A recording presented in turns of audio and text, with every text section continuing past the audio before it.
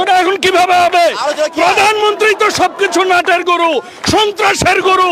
বাংলাদেশের স্বাধীনতার সার্বভৌমত্বের জন্য হুমকি হচ্ছে শেখ হাসিনা ওয়াজে। 250-টিরও বেশি ডিজাইন অপশন নিয়ে ওয়ালটন স্মার্ট ফ্রিজ, বোঝে আপনার প্রয়োজন।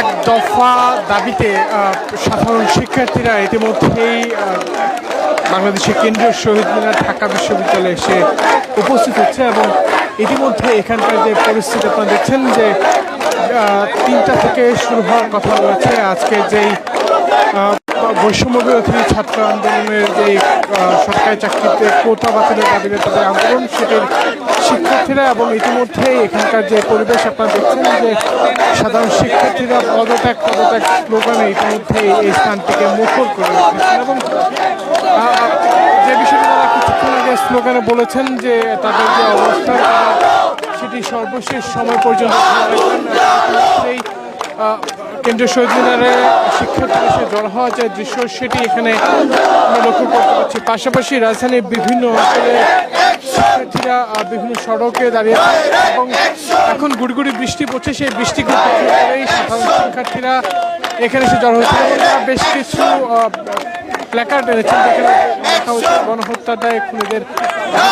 বেশ কিছু ছবিও আনা হয়েছে, যে ছবিগুলোতে তারা বলছেন যে এক দফা এখন দেবে, এই ধরনেরও নানা প্ল্যাকার্ড নিয়ে তারা এখানে এসে জড়ো হয়েছেন।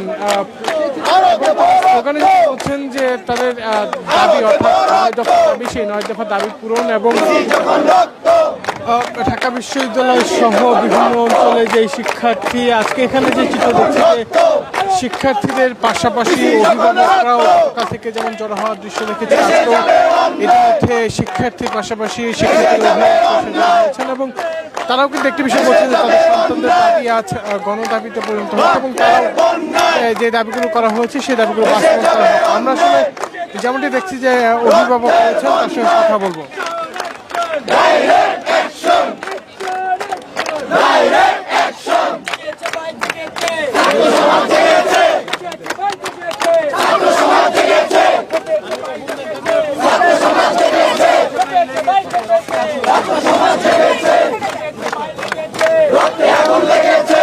আপনাদের আজকে যে অবস্থান, সেই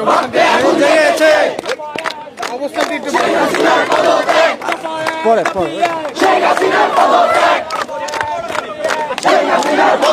এখানে মূলত আজকে শুধু সাধারণ শিক্ষার্থীদের পাশাপাশি অভিভাবকদেরও স্লোগান দিতে দেখা যাচ্ছে এবং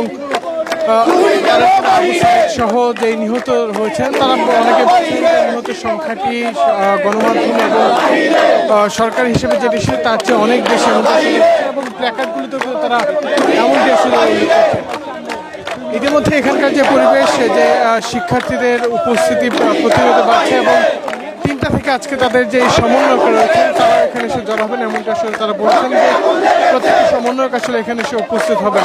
আমরা এখানে আসলে কয়েকজন অভিভাবকের সঙ্গে কথা বলবো, তাদের কাছে জানার চেষ্টা করবো আপনারা আজকে যে অবস্থান কি জানার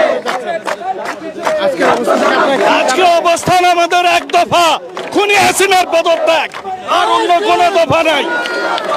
আরেকটি বিষয় হচ্ছে প্রধানমন্ত্রী আজকে বলেছেন আলোচনায় আসবে, সেই বিষয়টি শিক্ষার্থীদের আলোচনা এখন কিভাবে হবে? প্রধানমন্ত্রী তো সবকিছু নাটের গরু, সন্ত্রাসের গরু। বাংলাদেশের স্বাধীনতার সার্বভৌমত্বের জন্য হুমকি হচ্ছে শেখ হাসিনা ওয়াজে। যেমনটি দেখছেন যে সাধারণ শিক্ষার্থীদের যে অবস্থান সেটি কিন্তু এখানে প্রতিনিয়ত বাড়ছে এবং তারা বলছেন যে তাদের দাবি আদায় না হওয়া পর্যন্ত তারা এখানে অবস্থান করে এমনটা তারা বলছেন।